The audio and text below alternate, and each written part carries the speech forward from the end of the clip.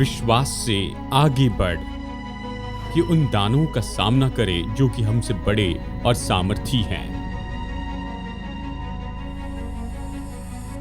दानव जो कि बड़े और ऊंचे हैं, दानव जो धूर्त और क्रूर हैं।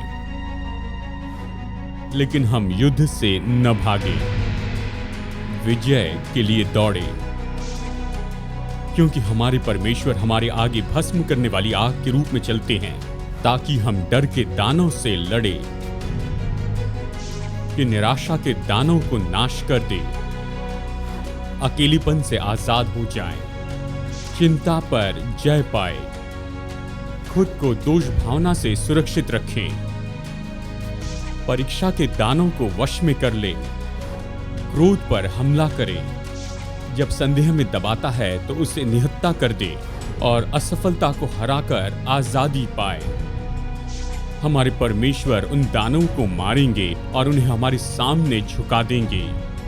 उसकी सामर्थ के द्वारा हम उन्हें निकाल देंगे और उन्हें जल्दी ही नाश करेंगे, जैसे परमेश्वर ने हमसे प्रतिज्ञा की है। तो भयभीत न हो, हमारे परमेश्वर हमारे साथ होंगे, वो हमें सामर्थ देंगे। हम अपने दानों को हरा सकते हैं, हम युद्ध जीत सकते हैं, हम विजयी जीवन जी सकते हैं।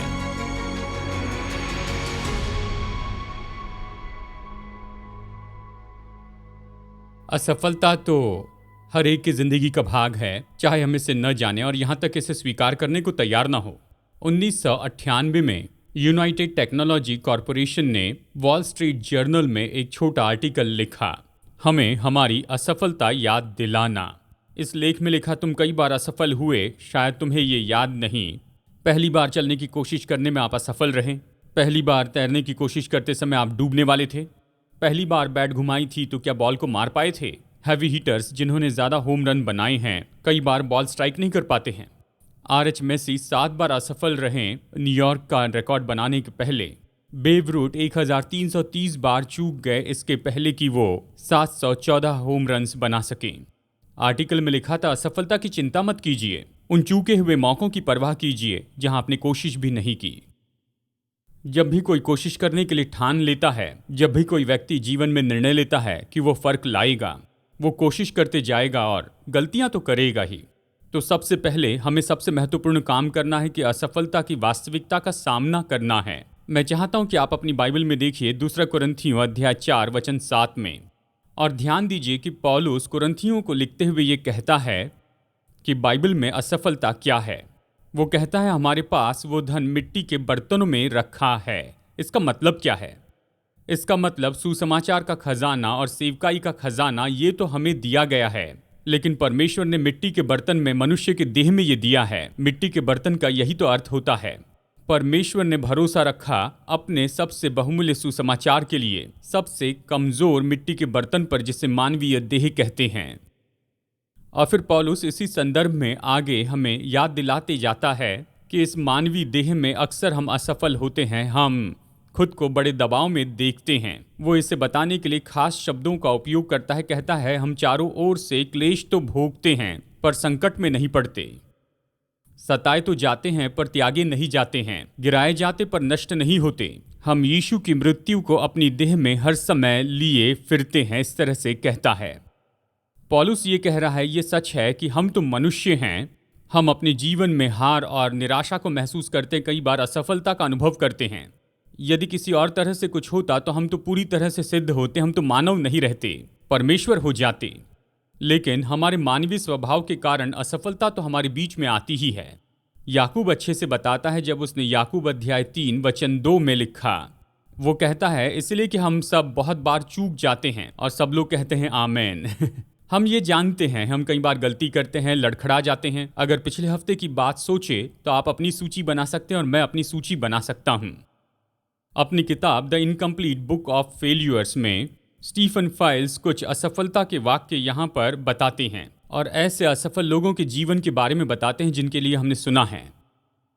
उदाहरण के लिए साइमन न्यूटन नाम के मनुष्य, 1835 में उन्होंने ये अनुमान लगाया, हवा से भारी फ्लाइट मशीन व्यवहारिक नहीं है, महत्वहीन है और ये पूरी तरह से असंभव है। 1962 में डेक्का रिकॉर्डिंग कंपनी ने इस तरह का वाक्य कहा, हमें उनका गिटार बजाकर इस तरह से गाना पसंद नहीं है। वो बीटल्स के बारे में कह रहे थे।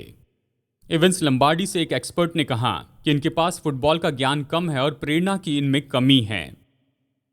बेटल ने जब अजीब तरीके से वायलिन बजाया और अपनी ही कॉम्पोजिशन बजाना शुरू किया, इसके बजाय कि वो अपनी टेक्निक बेहतर बनाएं, तो उनके टीचर ने उन्हें कंपोजर के रूप में आशाहीन कहा। विख्यात ओपरा सिंगर रिको करिसो के माता पिता चाहते थे कि वो इंजीनियर बने और उनके टीचर ने कहा इनकी कोई आवाज़ नहीं है और ये बिल्कुल नहीं गा सकते हैं। एक अखबार के एडिटर ने वॉल्ट डिज्नी को डांटा और कहा कि उनके पास कोई नए विचार नहीं हैं। उनके द्वारा डिज्नीलैंड बनाने के पहले उनका कई बार दिवालिया निकल चुका था। थॉमस एडिसन के टीचर ने कहा, ये बेवकूफ़ है, कुछ नहीं सीख सकते हैं। अल्बर्ट आइंस्टाइन 4 साल की उम्र तक कुछ नहीं बोल पाए और 7 साल की उम्र तक वो कुछ नहीं पढ़ पाते थे। उनके टीचर ने कहा, ये दिमागी रूप में धीमे हैं, ये समाज में नहीं रह सकते हैं और ये कुछ भी नहीं कर पाएंगे। ज़ोरिक पॉलिटेक्निक स्कूल में उन्हें निकाल दिया गया और उनका एडमिशन से इनकार किया गया। F.W. वोवर्ड जिस ड्राईवुड स्टोर में काम करते थे, उनके मालिक ने कहा, इनके पास इतनी समझ नहीं कि ये ग्राहकों का इंतजार करें। हेनरी फोर्ड 5 बार असफल रहे, उनका दिवालिया निकल गया और फिर आखिरकार वो सफल हो गए। विंस्टन चर्चिल 6वीं में फेल हो गए थे। 62 साल की उम्र तक वो इंग्लैंड के प्राइम मिनिस्टर नहीं बन पाए थे। उनके जीवन में केवल असफलता और मुश्किलें ही भरी थी। मैं ऐसे बहुत कुछ बता सकता हूँ, ये बहुत बड़ी सूची है। कितने लोग जानते हैं कि हमारे मन में ये तस्वीर है कि जो लोग सफल हुए हैं वो कभी असफल नहीं हुए थे, लेकिन जो लोग सफल हुए हैं वो तो दूसरों से बहुत ज़्यादा असफल हुए हैं और फिर उन्हें पता चला कि क्या काम करता है। और चलिए मैं आपको बताऊं, इस हफ्ते जैसे मैंने इसके बारे में सोचा, इसने मुझे बहुत आज़ाद किया। परमेश्वर हमारी असफलता के द्वारा चकित नहीं होते हैं, वो इसकी अपेक्षा करते हैं। मैं ये नहीं कह रहा हूं कि वो उसे ठीक कहते हैं और अवश्य ही यहाँ पाप की असफलता के बारे में नहीं कह रहा हूं, लेकिन परमेश्वर के वचन में हमें इस तरह से बताया गया है कि परमेश्वर समझते हैं कि हम कौन हैं। देखिए भजन संहिता 103 से वचन 13 और 14। जैसे पिता अपने बालकों पर दया करता है, वैसे ही यहोवा अपने डरवैयों पर दया करता है, क्योंकि वो हमारी सृष्टि जानता है और उसको स्मरण रहता है कि मनुष्य मिट्टी ही हैं। क्या ये दिलचस्प नहीं? परमेश्वर जानते हैं कि हम कौन हैं। जब हम असफल होते हैं तो परमेश्वर स्वर्ग में बैठकर ये नहीं सोचते कि ओ मेरे प्रभु ये क्या हो गया है। वो जानते हैं कि हम कौन हैं। वो हमारी असफलता की योजना नहीं बनाते हैं, हमारी असफलता को बढ़ावा नहीं देते, लेकिन हमारी असफलता को समझते हैं। याद रखिए, जब यीशु गत्समनी के बाग में प्रार्थना कर रहे थे और अपने चेलों से प्रार्थना करने के लिए कहा और वो प्रार्थना करने के लिए गए, वापस आकर देखा वो सो रहे थे। आखिरकार यीशु परमेश्वर के पुत्र ने यह बहुत ही अद्भुत वाक्य कह दिया। उसने कहा, आत्मा तो तैयार है परंतु शरीर यानी देह तो दुर्बल है। परमेश्वर के पुत्र ने यह कहा है। कितने लोग कहेंगे कि आमीन, ये बात सच है। मैं जो करना चाहता हूं उसे नहीं कर पाता हूं। मेरी आत्मा तैयार है लेकिन मेरा शरीर, मेरी देह तो दुर्बल है। और हमें नए नियम में याद दिलाया जाता है कि जब भी हमें समस्या होती है, हम जिसके पास जाते हैं वो हमारी कमजोरियों को जानता है। हमारा महायाजक ऐसा नहीं जो हमारी कमजोरियों को समझ न सके। वो जानते हैं हम कौन हैं। इसलिए जब हम असफलता के बारे में कहते हैं तो ये जानना बहुत ही महत्वपूर्ण है कि प्रभु हमारी असफलता समझते हैं। वो इस पर दंड नहीं देते लेकिन इसे समझते हैं। और जब हम उसके पास आते हैं तो हमें समझना होगा कि वो समझते हैं कि हम क्या अनुभव कर रहे हैं। मुझे याद है, मैं एक स्कॉटिश प्रीचर अलेक्जेंडर वाइट का प्रचार सुन रहा था जो आत्मिक उन्नति को इस तरह से बताते हैं। उन्होंने कहा, आत्मिक उन्नति तो ये है जब संत नीचे गिरते हैं और उठते हैं, नीचे गिरते हैं और उठते हैं, नीचे गिरते हैं और उठते हैं स्वर्ग में जाने तक। कितने लोग कहेंगे ये तो मेरे जैसे सुनाई देता है। असफलता, फिर असफलता के कारण का सामना करना होगा। यहाँ 2 कुरिन्थियों अध्याय 4 में पौलुस कुछ कारण देता है कि क्यों हमारे जीवन में असफलता को अनुमति दी जाती है। मैं चाहता हूं कि आप मेरे साथ में वचन 17 और 18 पढ़ लीजिए। क्योंकि हमारा पल भर का हल्का सा क्लेश हमारे लिए बहुत ही महत्वपूर्ण और अनंत महिमा उत्पन्न करता जाता है, और हम कोई देखी हुई वस्तुओं को नहीं, यानी हम देखी हुई वस्तुओं को नहीं परंतु अनदेखी वस्तुओं को देखते रहते हैं। क्योंकि देखी हुई वस्तुएं थोड़े दिन की हैं, परंतु अनदेखी वस्तुएं सदा बनी रहती हैं। अगर आप इस वचन को पढ़ते हैं और इसे गौर से देखते हैं तो आप पाएंगे ये महान प्रेरित यहाँ पर बड़ा फर्क दिखा रहा है। उदाहरण के लिए वो कुछ समय के और अनंत काल के बीच का फर्क दिखा रहा है। दृश्य और अदृश्य के बीच का फर्क बताता है। फर्क बताता है कि ज्योति में क्या है और क्या धुंधला है। अगर आप इसे ध्यान से देखेंगे तो आप ये पाएंगे कि यहाँ इस अध्याय के अंत में यहाँ बहुत ही सरल थियोलॉजी है। ये कारण है कि क्यों परमेश्वर हमारे जीवन में असफलता आने देते हैं। मैंने इन्हें 4 भागों में स्पष्ट रूप में लिखा है। सबसे पहले हम अभी असफल होते हैं ताकि बाद में सफल हो सकें। क्लेश तो अभी के लिए है और महिमा भविष्य के लिए है। बाइबल कहती है अगर हमें प्रभु के साथ में राज्य करना होगा तो हमें दुख उठाना होगा, कुछ बातों से जाना होगा। वो हमें तैयार करेगा जिससे हम उसकी महिमा के लिए उपलब्ध होंगे। इसलिए हम अभी असफल होते हैं ताकि बाद में सफल हो जाएं। फिर मैंने लिखा कि हम कुछ घटना में असफल होते हैं ताकि हम महत्वपूर्ण में सफल हो सकें। वो कहता है हल्का सा क्लेश और अनंत महिमा। जो कुछ भी अनंत काल की ज्योति में हमारे साथ अभी होता है, शायद ये इस पल हमारे लिए बड़ी असफलता दिखाई देता हो, लेकिन ये अनंत महिमा के सामने में शायद कुछ भी नहीं होंगे। तीसरी बात, हम कुछ समय के लिए असफल होते हैं ताकि हम अनंत काल में सफल हो सकें। ये यहाँ पर कहता है ये तो केवल कुछ समय के लिए है, और वो तो इससे भी बड़ी और अनंत काल की बात के लिए कहता है। वो यहाँ पर कहता है ऐसी देखी हुई चीज़ों के लिए जो कि केवल कुछ समय के लिए हैं, और वो जो कि अनंत काल की हैं। और अंत में हम बाहरी रूप में असफल होते हैं ताकि हम भीतरी रूप में सफल हो सकें। जितना ज़्यादा मैं जीऊँगा उतना ज़्यादा सचेत होते जाऊँगा कि परमेश्वर हमारे बाहरी रूप से प्रभावित नहीं होते हैं। परमेश्वर हमारे भीतरी रूप की बहुत परवाह करते हैं। हम क्या करते हैं उसी में फंस जाते हैं, लेकिन परमेश्वर इसकी परवाह करते हैं कि हम कौन हैं। यहाँ ये वचन कहता है कि हम तो देखी हुई वस्तुओं को नहीं परंतु अनदेखी वस्तुओं को देखते रहते हैं। कई बार जब हम महसूस करते हैं कि हम बाहरी रूप में असफल हो रहे हैं, तो जो हमारे साथ हो रहा है वो हमें भीतर में सफल होने में मदद कर रहा है। इससे बढ़कर और कुछ नहीं कि आप इतनी बड़ी समस्या से जाकर टकराते हैं और अपने मुंह के बल गिर जाते हैं। इससे अलग और कुछ नहीं कि आप अपने घुटनों पर आ जाएं और प्रभु से कहें कि परमेश्वर पिता ये तो मुझसे परे हैं, मुझे पता नहीं कि मैं क्या करूं। हम उसी जगह पर आ जाते हैं जहां प्रभु हमें लाना चाहते हैं। जब हम समझ लेते हैं कि हम कौन हैं और अपनी मानवता की कमजोरी को हम समझते हैं। कई बार परमेश्वर हमारे जीवन में असफलता आने देते हैं ताकि हम बढ़ सकें। पीटर मार्शल ने इस तरह से कहा कि अच्छा है कि हम असफल हो जाए उस कारण के लिए कि हम सफल हो सकें, इसके बजाय कि हम सफल हो जाए और आखिरकार पूरी तरह असफल हो। जब हम असफल होते हैं प्रभु हमारी जिंदगी में काम करते हैं। हमें प्रभु से मदद मांगनी है। उस समय असफलता से हमें सीखना होगा कि हम ऐसे मनुष्य हो जाए जैसे परमेश्वर चाहते हैं। और फिर अंत में 2 कुरिन्थियों के इस वचन से मैं चाहता हूं कि आप गौर कीजिए, असफलता के परिणामों का सामना करना। मुझे ये वचन पसंद है, वचन 16। इसलिए हम हियाव नहीं छोड़ते, हम हिम्मत नहीं हारते, क्योंकि हम जानते हैं कि हालांकि ये सब हमारे साथ हो रहा है, ये सारी असफलताएं हो रही हैं, यद्यपि हमारा बाहरी मनुष्यत्व नष्ट होता जाता है तो भी हमारा भीतरी मनुष्यत्व दिन प्रतिदिन नया होता जाता है। असफलता का परिणाम तो अक्सर हम जीवन को जैसे देखते हैं उसका उल्टा होना है। हम बाहर से भीतर का मूल्यांकन नहीं करते हैं, हम भीतर से बाहर देखते चले जाते हैं। जैसे बाहरी मनुष्यत्व नाश होते जाता है, जिस पर हाल ही में चर्चा की है। आप अपने सारे अंडे उस टोकरी में रख देते हैं, ऐसे लगता है कि हम हार रहे हैं, क्योंकि बाहरी मनुष्य तो निश्चय ही अंत में सड़ने वाला है। अगर आप केवल इसी की परवाह करते हैं तो आप हार जाएंगे, शायद आज या फिर कल या अगले साल, लेकिन इसे बनाए नहीं रख सकते हैं। लेकिन भीतरी मनुष्यत्व नया बन सकता है, ये तो अद्भुत संदेश है। कई बार हमारी असफलता हमें भीतरी ओर मोड़ देती है, ऐसे जीवन के लिए जो परमेश्वर चाहते हैं, जब हम असफलता के दानों का सामना करते हैं। लेकिन मैं आपको कुछ व्यवहारिक अनुभव और व्यवहारिक सच्चाई बताना चाहता हूं कि असफलता से निपटे जैसे परमेश्वर हमें लेकर आते हैं, उस अनुभव में कभी न कभी लेकर आते हैं। असफलता के दानों से लड़ने के लिए जब आप असफलता का सामना करते हैं तो क्या करते हैं, उससे कैसे निपटते हैं। सबसे पहले अपनी असफलता को मान ले। क्या आपने कभी ऐसे लोगों को देखा जो असफल होते हैं लेकिन उसे मानते नहीं? ऐसे लोग जिन्होंने बहुत बड़ी गलती की है वो इसे मानते नहीं हैं। जब भी आप उनके सामने जाए तो वो बाहर ही दिखावा करते हैं उस असफलता को ढांकने के लिए। हम जानते हैं कि ये मूर्खता की बात है। सब जानते हैं कि आप असफल रहे हैं, क्यों न इसे स्वीकार करके मान ले, बस इसे मान ले। किसी ने ऐसे कहा है, आपके जीवन में असफलता के परिणामों को फेर देना आप ही से शुरू होता है। सबसे पहली प्रतिक्रिया यह होती है कि आप खुद को बचाना चाहते हैं, लेकिन ऐसा मत कीजिए। जब आप जानते हैं कि आप सच में असफल रहे, उसका सामना कीजिए, उसे मान लीजिए और आगे बढ़िए। अगर आप ऐसा नहीं करेंगे तो पूरी जिंदगी बिताएंगे कि जिसे आप जानते हैं कि ये सच है उसे ढांकने की कोशिश करते रहेंगे। आप सच में कौन है इसके बारे में ईमानदार हो।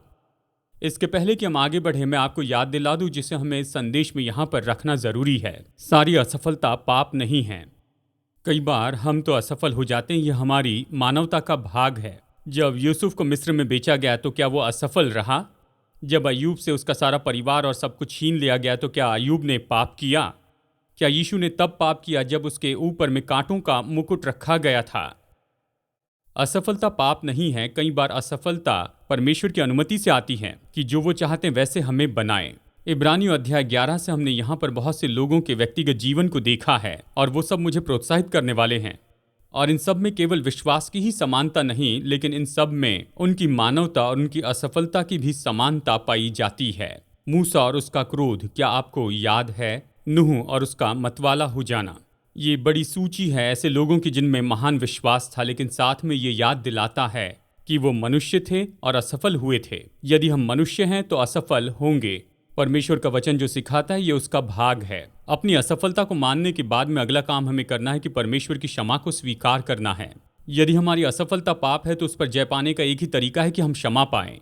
बाइबल हमें बताती है भजन संहिता 103 वचन 10 में, उसने हमारे पापों के अनुसार हमसे व्यवहार नहीं किया और न हमारे अधर्मों के कामों के अनुसार हमको बदला दिया है। हम सबको इसके लिए आमीन कहना होगा। हम अपनी असफलता और पापों के साथ परमेश्वर के पास आते हैं और अपने पापों के लिए प्रभु से क्षमा मांगते हैं। एक जवान बहन पास्टर के पास में आई और उसने कहा कि पास्टर, मैं बेताबी से ये जानना चाहती हूँ कि परमेश्वर मुझे क्षमा कर रहे हैं कि मैं अपनी असफलता के लिए क्षमा को महसूस कर सकूं। ये कितनी अद्भुत बात होगी कि ऐसे व्यक्ति की ओर मुड़कर कहें कि मैं आपको ये बताना चाहता हूँ, परमेश्वर तुम माहिर हैं कि वो हमारे सारे पापों को, अधर्मों को क्षमा कर दे। मैं परमेश्वर के वचन के अधिकार पर आपसे वादा कर सकता हूं कि आपने ऐसा कुछ नहीं किया है जिसे परमेश्वर क्षमा न कर सके अगर आप पश्चाताप के साथ में आते हैं तो। जब असफल होते हैं तो क्षमा के लिए परमेश्वर के पास आते हैं। आप समझते हैं कि परमेश्वर आपको दोष भावना के बंधन से आज़ाद करना चाहते हैं। फिर तीसरी बात, असफलता के पाठों को सफलता के लिए उपयोग कीजिए। ये कितनी मूर्खता की बात है कि असफल हो और उससे कुछ भी न सीखें। अगर हम असफलता को हमारी क्षमता के लिए मुख्य न्याय के रूप में ही स्वीकार कर लेते हैं तो जिंदगी भर असफल होते ही रहेंगे। हमें असफलता को स्रोत के रूप में, अवसर के रूप में उपयोग करते जाना है और अक्सर ये महान सफलता के लिए द्वार हो सकता है। जॉन कीट्स, एक इंग्लिश लेखक, ने इस तरह से लिखा, असफलता तो सफलता की ओर जाने के लिए महामार्ग है। जो झूठी बात हमने पाई है उसकी हर एक खोज में हमारी अगुवाई होती है कि हम सच्चाई की ओर आगे बढ़े, और हर एक नया अनुभव हमें उस गलती के बारे में बताता है जिसके लिए हम अगली बार सावधान हो जाते हैं। परमेश्वर अक्सर असफलता आने देते हैं कि हमारे जीवन में सामर्थ्य और सेवकाई की बातों को प्रकट कर सकें। और फिर ये महत्वपूर्ण विचार है, मैं आशा करता हूं कि आप इसे नहीं भूलेंगे। असफलता को जीवन के तथ्य के रूप में स्वीकार कीजिए, जीवन के मार्ग के रूप में नहीं। हम सब असफल होते हैं, लेकिन क्या यह हम सबको असफल बनाता है? मुझे गौर से सुनिए, असफलता एक घटना है, कोई व्यक्ति नहीं है। असफलता ऐसा है जो आप कुछ करते हैं, जो आप होते वो नहीं। हमारे संसार में ये बहुत ही दिलचस्प तरीका है कि अगर कोई असफल होता है तो हम कहते हैं ये तो असफल है या ये लूजर है, इस तरह कहते हैं। जब हम असफल होते हैं तो इससे हम असफल नहीं होते जब तक कि हम उस असफलता को रखकर दूसरी असफलता के द्वारा बहुगुणित नहीं होने देते हैं और असफलता पर असफलता जमा करते हैं। तब हम अपनी व्यक्तिगत असफलता को अनुमति देते हैं कि हमें असफल बनाए, लेकिन जरूरी नहीं कि ये इस तरह से हो। मैं पतरस के बारे में सोचता हूँ तो मैं हमेशा यही सोचता हूँ, अगर किसी के पास कारण हो ताकि वो टैंक में जाए कि ये कहे कि अब तो सब खत्म हो गया, प्रभु ने बताया था कि मैं 3 बार इनकार करूंगा, और उसने इनकार भी किया था। और जब जानते हैं कि आपने ये किया, बाइबल कहती वो बाहर जाकर फूट फूट कर रोने लगा, और हम में से बहुत से लोग नीचे घुटनों पर आ जाते और जिंदगी भर वहीं पर निराशा में रहते हैं। लेकिन अगली बार जब आप इसे देखते हैं, आप प्रेरितों के काम में देखिए, पेंटिकॉस्ट के दिन वो प्रचार करता है और वो सबसे महान संदेश प्रचार करता है और उसके द्वारा हजारों लोग मसीह में विश्वास करने लगते हैं। देखिए, कुछ तो भी हुआ उसकी असफलता के बीच, और प्रेरितों के काम में उसने यीशु के साथ एक और मुलाकात की, यूहन्ना अध्याय 21 में, और उसे क्षमा किया गया और उसकी सेवकाई के लिए उसे फिर से चार्ज किया गया। यानी हम असफलता को जीवन के तथ्य के रूप में स्वीकार करते, मार्ग के रूप में नहीं, और असफलता में खड़े होकर हमें फिर से शुरू करना है। जब असफल होते हैं तो परीक्षा होती है कि हम चीखे चिल्लाएं और खुद पर दया करें, खुद के लिए खेद करें। व्यापार असफल हो गया, संबंध में असफल रहें तो बस आप जाकर आनंद उठाना चाहते हैं लोगों की दया पाने में। लेकिन मैं आपको बताऊं, सबसे अच्छा यही है कि आप परमेश्वर के साथ सही संबंध बनाएं और फिर खड़े हो जाइए और आगे बढ़ना शुरू कीजिए। पुराने नियम की मेरी विख्यात कहानी है। आप जानते हैं कि ये योना की कहानी है। मुझे वेल के कारण ये कहानी पसंद नहीं, हालांकि ये इसका महत्वपूर्ण भाग है। इसलिए नहीं कि योना मछली द्वारा यात्रा कर रहा था, मुझे ये पसंद है, लेकिन मुझे ये कहानी पसंद है 3 अध्याय के पहले 2 वचनों के कारण। तो आइए, मैं चाहता हूं इसे आप जोर से पढ़ ले। योना अध्याय 3 वचन 1 और 2। तब यहोवा का ये वचन दूसरी बार योना के पास पहुंचा और उसने कहा, उठकर उस बड़े नगर निनवे को जा और जो बात मैं तुझसे कहूंगा उसका उसमें प्रचार कर। ये तो सच में बहुत ही अद्भुत और प्रोत्साहित करने वाला वचन है। योना बड़ा असफल हुआ था। प्रभु ने यहाँ जाने के लिए कहा तो वो वहां पर चला गया। प्रभु ने कहा निनवे से प्रेम कर, उनको प्रचार कर। योना उनसे नफरत करता था, लेकिन परमेश्वर ने उसे वेल के पेट में ऐसा अनुभव दिया। और जब ये खत्म हुआ तो बाइबल कहती परमेश्वर ने उसके पास आकर कहा, योना यहाँ बैठकर अपनी असफलता के बारे में मत सोच, बस तू अभी उठकर खड़े हो जा, अपनी असफलता में से खड़े हो और निनवे में जाकर प्रचार कर। जानते हैं फिर क्या हुआ? उसने सुसमाचार प्रचार किया और 1,20,000 मसीह के पास में आए। ये एक सबसे बड़ी जागृति है जो परमेश्वर के वचन के इतिहास में देखी गई है। वो दूसरी बार उठ खड़ा होता है। इतनी बड़ी असफलता के बाद में परमेश्वर योना का उपयोग करते हैं कि उस परंपरा के लिए एक बहुत बड़ा अवसर वो बना सकें, जिन्हें निनवे के लोग कहते हैं। जब हम असफल होते हैं तो हमें नई शुरुआत करनी पड़ती है। लोग आकर आपसे कहेंगे आप असफल हुए, आप इसे नहीं कर सकते हैं, ये तो शत्रु कह रहा है। परमेश्वर ऐसा नहीं कहते। जब हम असफलता के बारे में कहते हैं तो अक्सर दूसरे लोगों के बारे में सोचते हैं। हमारे लिए ये कितना आसान होता है कि दूसरों की असफलता के लिए दोष लगाएं, जबकि हमारे पास इसके लिए कोई भी बुनियाद नहीं होती है। इस हफ्ते जब मैं वचन देख रहा था तो ये कुछ उदाहरण मेरे सामने मानो कूद कर आए, जो हमारी ये देखने में मदद करेंगे कि दूसरों को असफल कहना कितना गलत है जब हम नहीं जानते हैं कि हम क्या कह रहे हैं। कुछ विख्यात कहानी है और मैं जानता हूं कि आप इसे पहचानते हैं। सबसे पहले ये कहानी है नए नियम में इस असफलता के बारे में, जिसे आप भी असफलता कहेंगे। ये एक धनी मनुष्य और भिखारी की कहानी है। अगर आप एक कमरे में आए जहां पर धनी है और भिखारी है तो आप क्या सोचेंगे? इस कमरे में सबसे सफल कौन है? क्या वो धनी मनुष्य है? बिल्कुल। बाहरी रूप से देखा जाए तो हम कहेंगे कि ये सफल हो रहा है, लेकिन जब आप लूका 16:25 पढ़ेंगे तो आप ये पाएंगे, और ये तो प्रभु का मूल्यांकन है। हे पुत्र, स्मरण कर कि तो अपने जीवन में अच्छी वस्तुएं ले चुका है, और वैसे ही लाजर भिखारी बुरी वस्तुएं, परंतु अब वो यहाँ शांति पा रहा है और तू तड़प रहा है। बाकी सब लोग धनी मनुष्य को देखकर यही कहते हैं कि ये सफल हो रहा है, लेकिन अंत में लाजर ही सफल रहा। क्या ये दिलचस्प नहीं? अक्सर परमेश्वर हमारे मूल्यों को उल्टा कर देते हैं और कहते हैं कि रुको 1 मिनट, तुम्हें पूरी कहानी पता नहीं है। और फिर फरीसी और चुंगी लेने वाले की कहानी भी है। बाइबल लूका 18 में कहती है 2 मनुष्य भवन में प्रार्थना करने के लिए गए। एक फरीसी था, वो तो अपने धार्मिक वस्त्र पहनता था। सफल व्यक्ति के रूप में उसके पास में वो सब कुछ था, और वो प्रार्थना करता था, प्रभु तेरा धन्यवाद कि मैं दूसरे मनुष्यों के जैसे नहीं हूँ। मैं कोई लूटने वाला नहीं हूँ, ना ही मैं व्यभिचारी हूँ, ना ही इस चुंगी लेने वाले के जैसे हूँ। और दूसरे कोने में चुंगी लेने वाला प्रार्थना कर रहा था। अगर आप उस समय उस दिन उस भवन में जाते, ओ इन दोनों को देखो, कौन कहेगा कि इसमें सफल कौन है? अवश्य ही वो फरीसी जो हाथ उठाकर प्रार्थना कर रहा है, वो खुद को बढ़ा रहा है और अपनी महानता दिखा रहा है। इस चित्र के बारे में यीशु के पास अलग ही दृष्टिकोण था।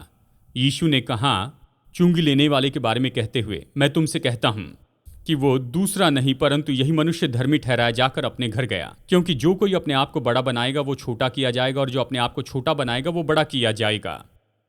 ये सब हमारे लिए चेतावनी है कि जब हमारी परीक्षा होती है कि हम जीवन का मूल्यांकन करें, हमारी मनुष्य की आंखों से देखकर कहें कि ये व्यक्ति बहुत सफल है और वो व्यक्ति असफल है। हमें इसके बारे में सावधान रहना होगा, क्योंकि शायद हमारे पास में सारी जानकारी नहीं है। दोष न लगाओ, कहीं तुम पर भी दोष न लगाया जाए, वचन कहता है, और केवल परमेश्वर ही किसी के दिल की वास्तविकता देख सकते हैं।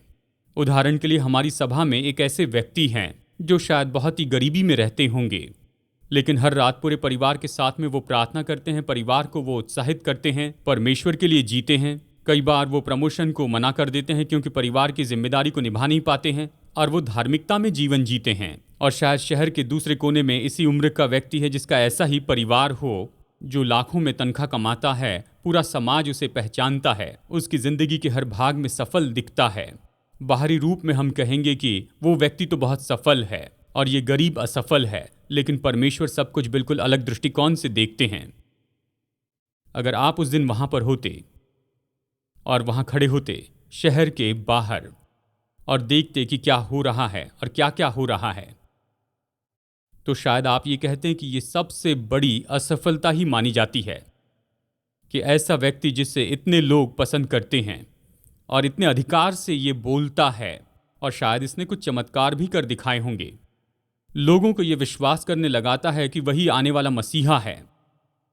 लेकिन अब वहां खड़े रहकर ऊपर देखें जहां क्रूस पर वो दो चोरों के बीच में लटकाया गया है, तो आप शायद यही कहेंगे कि ये तो आज के दिन कितनी बड़ी असफलता है उसके लिए और उसे जानने वाले हर व्यक्ति के लिए। अगर आपको भीतर की कहानी पता नहीं होती तो शायद आप कहते ये तो असफलता की किताब में सबसे बड़ी कहानी है। और कितने लोग जानते हैं कि उस समय पूरे संसार ने इसे हर समय की सबसे बड़ी असफलता माना, जो पूरे संसार के इतिहास में सफलता का सबसे बड़ा पल माना गया।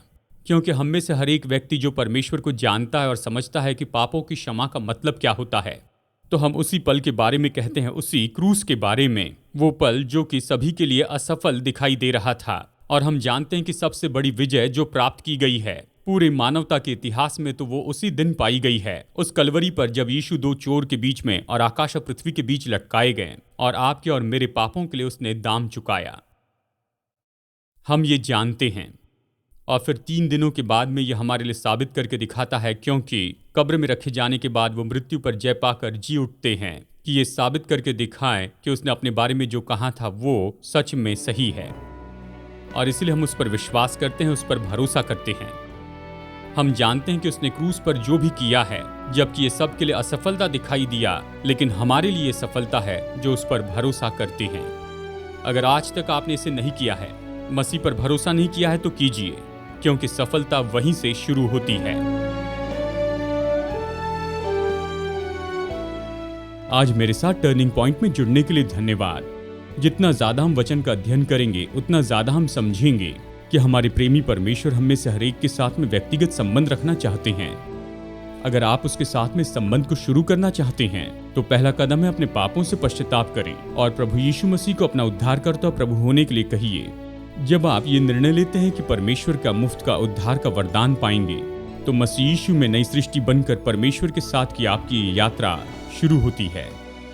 यदि आज आपने विश्वास के इस कदम को उठाया है, तो मैं आपको प्रोत्साहित करता हूं कि दूसरे विश्वासियों को अपना निर्णय बताइए, भरोसेमंद सेवकाई या स्थानिक चर्च को बताइए और अपने इस नए विश्वास में उन्नति करते चले जाइए। जैसे आप परमेश्वर के साथ चलना शुरू किए हैं, प्रभु आपको आशीष दे।